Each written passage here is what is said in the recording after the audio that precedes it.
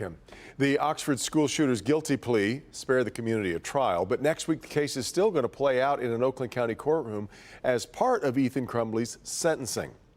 As Rod Maloney tells us tonight, a new law will govern whether Crumbley will ever have a life outside prison or die there.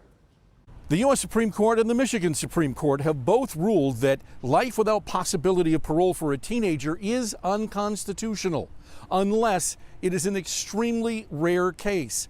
And that is precisely what the prosecution is saying about Ethan Crumbley in his murder for the Oxford school shooting. It's called a Miller hearing, coming with a high bar to prove Crumbley represents what the courts call irreparable corruption. The Oakland County Prosecutor's Office spelled out precisely why in the flurry of pleadings in the days before the hearing, saying, quote, "This defendant, knowing he would spend the rest of his life in prison, made a conscious decision to surrender to police instead of killing himself because he wanted to see the aftermath of the shooting and his victim's suffering."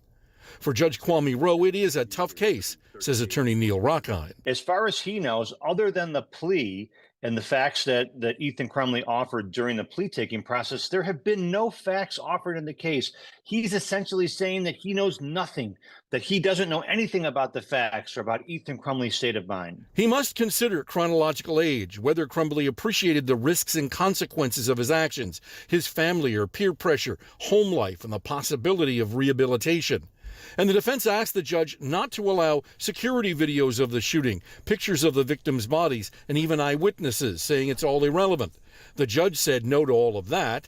Still, the defense will keep trying to say, look, this is just a kid. Let's treat him like a kid. Let's not have him dressed in prison clothes. Let's have him dressed in street clothes. And the state isn't offering any evidence of a predictive nature. They're just trying to overwhelm you, Judge, with shock and awe. Judge Rowe also ruled that Crumbley will be wearing his jail jumper. Ethan Crumbley's Miller hearing is now scheduled for July 27th next week. It's likely to take several days. In Pontiac, Rod Maloney, Local 4. All right, Rod, the pleadings in the case also revealed a new bit of information. Crumbley somehow bypassed jail security with an inmate iPad and visited graphic, violent websites he visited prior to the shooting. Prosecutors say those facts call into question whether Crumbley can ever be rehabilitated.